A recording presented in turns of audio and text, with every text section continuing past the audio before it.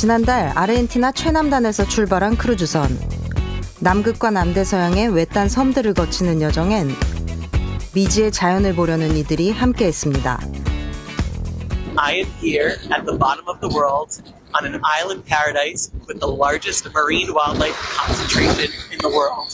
Welcome to South Georgia. 그러나 즐거운 여행길은 곧 악몽이 되었습니다. 그런데 곧 사망자의 아내도 아프기 시작했습니다. 여성은 도중에 하선했다가 결국 귀국길에 사망합니다. 또 다른 남성 한 명도 증상이 나타나며 남아프리카 공화국에서 입원. 마침내 세 번째 사망자까지 나오게 됩니다. 배는 이제 시신을 싣고 망망대해 위에 있습니다. 그리고 드디어 승객들은 죽음의 원인을 알게 됩니다. 감염된 설치류의 배설물로 인해 전파되는 한타바이러스. 특히 확진자들이 걸린 변종 안데스 바이러스는 사람 간 전파도 가능하고 감염 가능성은 낮지만 초기 증상이 독감과 비슷해 진단이 어렵습니다. 또 한타바이러스 대부분이 백신 및 치료제가 없는 상황.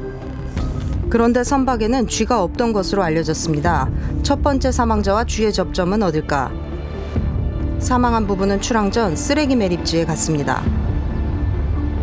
이곳은 유명한 조류 관찰 지역으로 사망한 남성도 조류학자인 것으로 밝혀졌습니다. 아르헨티나 당국은 부부가 쓰레기 매립지에서 바이러스에 노출됐을 수 있다며 다만 인근 지역은 한타바이러스 감염 사례가 없던 곳이라고 덧붙였습니다. 다만 올해 아르헨티나의 한타바이러스 감염자가 전년 동기 대비 2배 증가했습니다. 또 야생쥐가 있던 곳을 청소할 경우 올바른 방법으로 치우는 등 주의가 필요합니다. 앞으로 최대 8주의 잠복기, 각국의 철저한 격리 및 관찰이 이 감염병의 확산을 막는 마지막 관건입니다.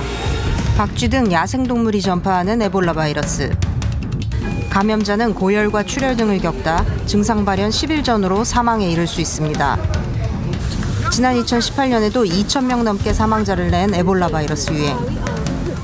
이번이 벌써 17번째입니다.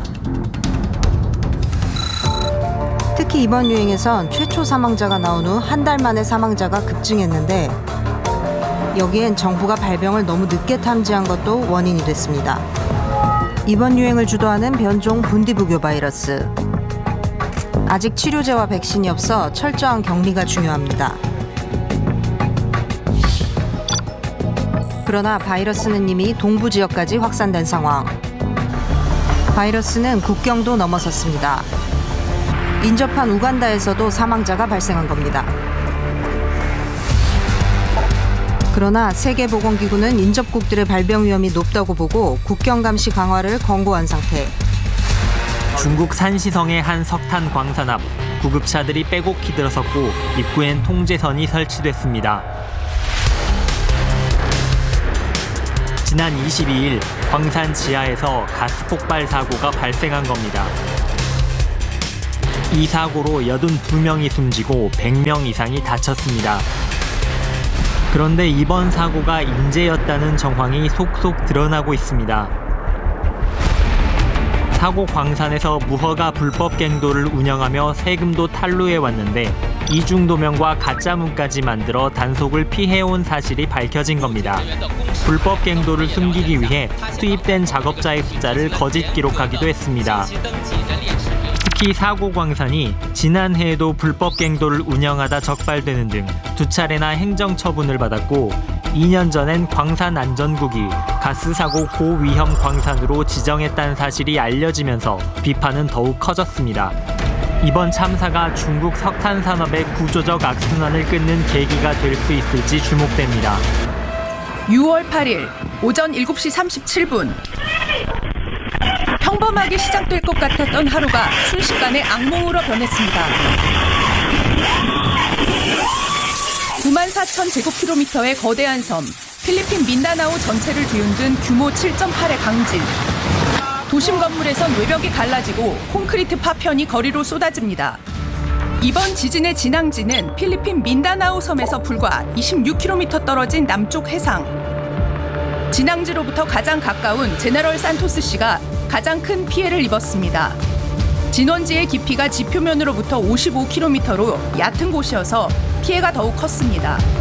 불의 고리라고 불리는 환태평양 조산대. 필리핀은 그 중에서도 지진이 가장 많이 발생하는 지역 중 하나입니다. 2020년 이후에만 규모 6.5 이상의 지진이 18번이나 있었습니다. 지진은 불과 몇 분 만에 도시를 무너뜨렸지만 복구에는 수년이 걸릴 수 있습니다. 전기도 끊겨 더욱 어둡고 불안한 밤을 보내고 있는 민다나오 섬 주민에게 지진의 공포는 쉽게 끝나지 않을 것으로 보입니다. 지난 수요일 오후 6시, 베네수엘라에 규모 7.2 강진이 발생했습니다. 그런데 1분도 지나지 않아 또다시 강진이 도시를 덮쳤습니다. 베네수엘라 최대 공항인 시몬 볼리바르 국제공항도 천장이 무너져 승객들이 긴급 대피하는 일이 벌어졌습니다. 건물도 잇따라 붕괴돼 주민들은 공포 속에서 거리로 뛰쳐나왔습니다. 수도 카라카스를 비롯해 라과이라 등 북부 6개 지역을 강타한 이번 지진으로 재산 피해는 막대할 것으로 보입니다. 인명 피해도 늘고 있습니다.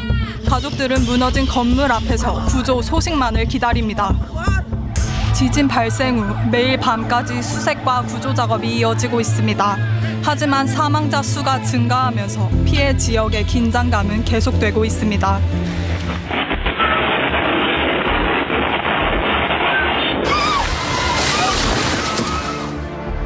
(39초) 간격으로 2차례 발생한 강진.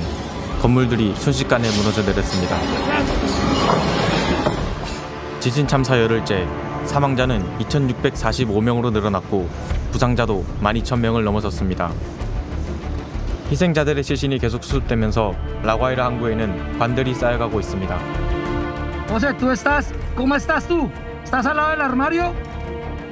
현재까지 구조된 인원은 6천여 명. 하지만 무너진 잔해 속에는 여전히 많은 사람들이 남아 있습니다.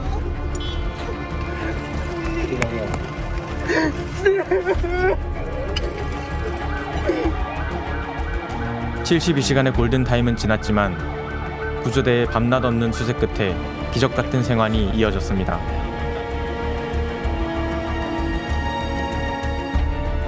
الشباب الله يعطيكم العافية ما شاء الله عليكم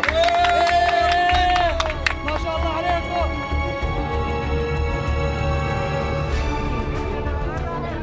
부모는 생후 18일 아기를 다시 품에 안았습니다. 무겁게 내려앉은 절망에도 구조의 손길은 이어졌습니다. 한 명이라도 더 구하기 위해 전 세계 각국에서 모인 이들. 콘크리트 틈으로 물과 수액을 공급하며 구조대는 끝까지 포기하지 않았습니다. Mueve de nuevo la mano como lo estabas haciendo. Muy bien, Hernán. Perfecto. 파괴적인 강진이 발생한 지 8일.